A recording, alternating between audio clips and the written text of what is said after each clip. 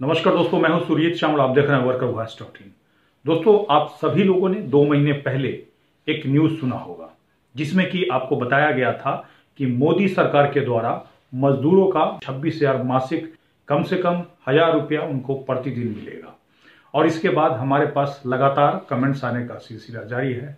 हमने भी उस जानकारी को दी थी आपको, लेकिन उसके बाद बहुत सारे लोग इसीलिए कंफ्यूज हो गए कि अलग अलग नेताओं का तरह तरह का बयान आने लगा, अलग अलग न्यूज पे अलग अलग जानकारी आने लगी।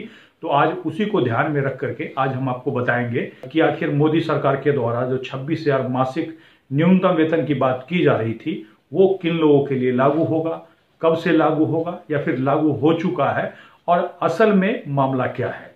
और साथ ही उसके ये भी बताऊंगा कि जिन लोगों के लिए लागू है वो ये पूछते रहते हैं कि पूरे देश के अंदर अगर ये लागू होता है तो इसमें ए, बी और सी कैटेगरी में कौन कौन से एरिया आते हैं। तो पूरी जानकारी के लिए आप इस वीडियो पे बने रहिए।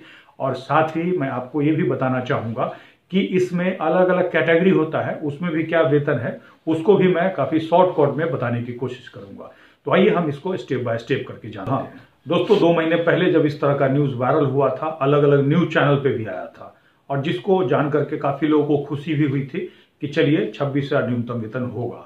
लेकिन उसमें भी बहुत सारे लोगों का ये सवाल आया था कि ये लागू हो पाएगा या नहीं हो पाएगा, और बहुत सारे लोग अलग अलग तरीके की बातें कर रहे थे। लेकिन इसी के बीच हमारे सामने एक वीडियो आया जो कि अभी हाल ही में जो सांसद बने हैं चंद्रशेखर जी, उन्होंने इस न्यूनतम वेतन बढ़ोतरी पे सरकार का धन्यवाद किया और क्या कहा, एक बार मैं उसको थोड़ा सा सुनाना चाहता हूँ आपको। बात उठाई थी कि न्यूनतम जो मजदूरी दर है वो बढ़नी चाहिए, उसको लेकर आपने कई बार संसद में भी बात उठाई। आज वो जो 1 अक्टूबर से जो है बढ़ने जा रही है, क्या कहेंगे, किस तरह से देखते हैं? देखिए, मैंने 29 जुलाई को पार्लियामेंट में मांग उठाई थी, क्योंकि हम ग्रामीण पृष्ठभूमि से आते हैं तो जो जनता की समस्या है वो हम पे आसानी से आती है। 300-400 रुपए की जो दैनिक मजदूरी महिलाओं को, पुरुषों को मिलती है, उसमें घर का सम्मान से जीवन जो है व्यापन करना आसान नहीं। इसलिए मैंने पार्लियामेंट में आवाज उठाई थी कि 700 रुपए न्यूनतम वेतन होना चाहिए। और सरकार ने अब हमारी मांग को कंसिडर करते हुए, क्योंकि एक बहुत बड़ा आंदोलन भी हमने दिल्ली में किया था और सरकार ये समझती है कि ये मांग नीचे तक जा रही है, लगातार मैं इस पर मांग उठा रहा था, तो सरकार ने न्यूनतम वेज जो है कल निर्धारित किया, उसमें बदलाव किया है और लगभग 783 रुपए जो है अनस्किल्ड जो है जो लेबर है उनके लिए 783 रुपए न्यूनतम वेतन किया है। मैं सरकार ने ये अच्छा कदम उठाया है, लेकिन मैं समझता हूँ ये तभी सरकार का धन्यवाद इसमें। खैर, आपने सुना चंद्रशेखर जी को जो कि सरकार को बधाई दे रहे हैं, लेकिन आपको बताना चाहूंगा इन्होंने ही नहीं बल्कि अलग अलग न्यूज चैनल ने क्या कहा उसको थोड़ा सा मैं आपको दिखाना चाहूँ। अब हर दिन काम के लिए मिलेंगे 10,035 रुपए, सरकार ने बढ़ाया न्यूनतम वेतन। केंद्र सरकार का श्रमिक को तोहफा, बढ़ाई न्यूनतम मजदूरी। मजदूरों को दिवाली से पहले बड़ा तोहफा, हर महीने मिलेंगे 26,000 रुपए। और इससे हम समझते हैं कि कहीं ना कहीं पूरे देश के मजदूर कंफ्यूज हो गए। हालांकि हमने इसके बारे में जानकारी दी है जैसा कि अभी हमने आपको बताया, लेकिन फिर से मुझे ये वीडियो बनाना पड़ रहा है क्योंकि हमारे पास लगातार कमेंट्स आ रहा है कि ये 26,000 वाला जो न्यूनतम वेतन है कब लागू होगा, किन के ऊपर लागू होगा और किस एरिया में कितना कितना मिलेगा। तो इसके लिए आपको मैं क्लियर कट बता दूं कि ये न्यूज बिल्कुल सही है, कोई फेक नहीं है। लेकिन जिस तरह से इसको पेश किया गया उससे पूरे देश के मजदूर कर्मचारी कंफ्यूज हो गए हैं।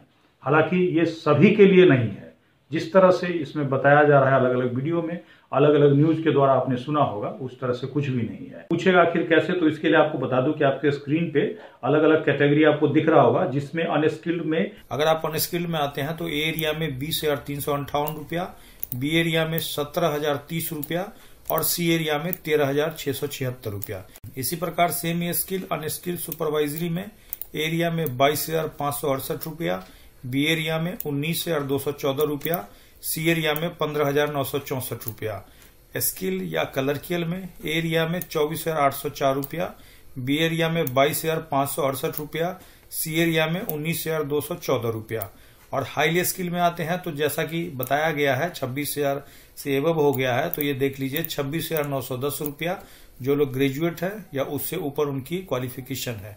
बी एरिया में 24,804 रुपया और सी एरिया में 22,568 रुपया। तो इस तरह से आपने देखा कि बिल्कुल न्यूज सही है और इसका नोटिफिकेशन का कॉपी नीचे वीडियो के डिस्क्रिप्शन में भी आपको मिल जाएगा। लेकिन अब सवाल आता है कि ये किन के लिए है।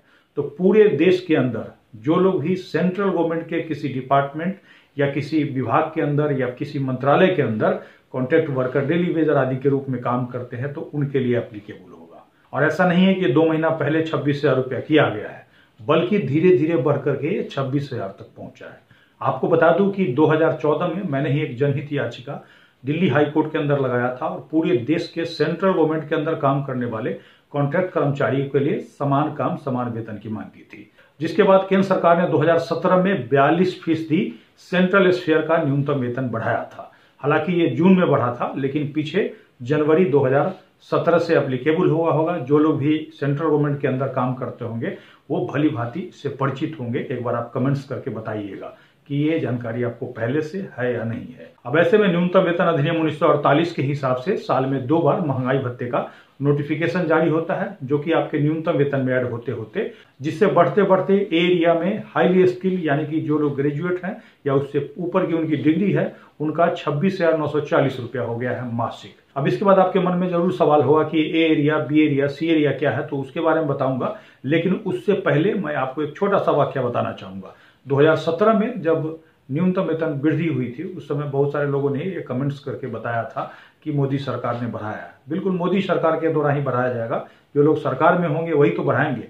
मांग हमें करना होता है, सरकार के पास प्रेजेंट हमें करना होता है। तो हमने जनहित याचिका के माध्यम से इस बात को रखा था सरकार के पास, जबकि हमने तो समान काम समान वेतन मांगा था। फिर भी 42% जो वृद्धि हुई थी वो काफी थी उस समय के लिए। उस समय तकरीबन 18,000 प्लस जो ग्रेजुएट का न्यूनतम वेतन है वो हो गया था, जो कि अब आज बढ़ते बढ़ते 26,900 समथिंग हो गया, जो कि आप में से बहुत सारे लोगों को अभी ये लगता होगा कि अभी के महंगाई के हिसाब से काफी कम है, इसको बढ़ना चाहिए। और ऐसे भी 2017 से अगर 5 साल जोड़िएगा तो 2022 में आपका 5 साल पूरा हो चुका है।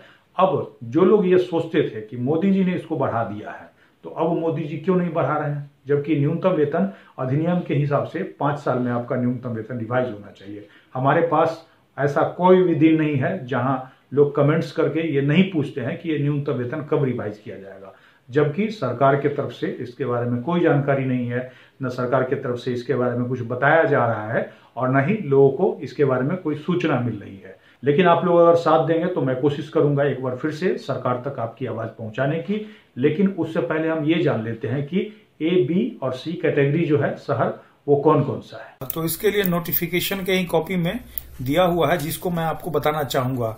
एरिया में अहमदाबाद, बेंगलुरु, दिल्ली, ग्रेटर मुंबई, कोलकाता, नवी मुंबई, हैदराबाद, कानपुर, चेन्नई, नागपुर, लखनऊ, पुणे, फरीदाबाद कॉम्प्लेक्स, गाजियाबाद, नोएडा, सिकंदराबाद, गुड़गांव। और इसके अलावा बी एरिया में अगर देखिएगा तो लंबी एक लिस्ट है, जिसको आप नीचे वीडियो के डिस्क्रिप्शन से डाउनलोड कर सकते हैं और आप खुद से चेक कर सकते हैं कि आपका एरिया कौन सा बी में आता है और कौन सा सी में आता है। कहने का मतलब जो बी में है वो यहाँ पे दिया हुआ है, इसके अलावा बाकी सारे एरिया जो है वो सी में आएंगे। तो दोस्तों इस तरह से आपने देखा कि न्यूनतम वेतन तो बढ़ा है, लेकिन सभी के लिए नहीं है। खेतीहर मजदूरों के लिए, कौन कौन मजदूरों के लिए बताया जा रहा था, उन लोगों के लिए नहीं है। चाहे आप रेलवे के अंदर सफाई कर्मचारी के रूप में काम करते हैं तो इसका फायदा मिलेगा। पोस्ट ऑफिस में आप काम करते हैं, प्यून के रूप में काम करते हैं, डाटा एंट्री ऑपरेटर के रूप में काम करते हैं, आपको फायदा मिलेगा। आईआरसीटीसी के अंदर काम करते हैं, सेंट्रल गवर्नमेंट के किसी हॉस्पिटल में काम करते हैं, एफसीआई में काम करते हैं, या और भी कोई विभाग हो सकता है, कोई मंत्रालय हो सकता है जिसमें ठेकेदार, कॉन्ट्रैक्टर या मैन पावर एजेंसी के द्वारा काम करते हैं, तो इसका लाभ आपको मिलेगा। इसके बारे में हम लगातार बताते रहते हैं और आपने अगर हमारा वीडियो नहीं देखा है तो पीछे जाकर के देख सकते हैं। दोस्तों ये जानकारी आपको कैसी लगी कमेंट्स में लिख करके जरूर बताएंगे। अगर आप हमें फेसबुक पे देख रहे हैं तो पेज को लाइक करेंगे, यूट्यूब पे देख रहे हैं तो चैनल को सब्सक्राइब करेंगे और इस वीडियो को अधिक से अधिक शेयर करेंगे, ताकि जो लोग भी कंफ्यूज हो कम से कम उनको पता चल सके और जिन लोगों को भी इसका लाभ मिलना चाहिए उनको लाभ मिल सके। इसके साथ ही विदा लेता हूं, धन्यवाद।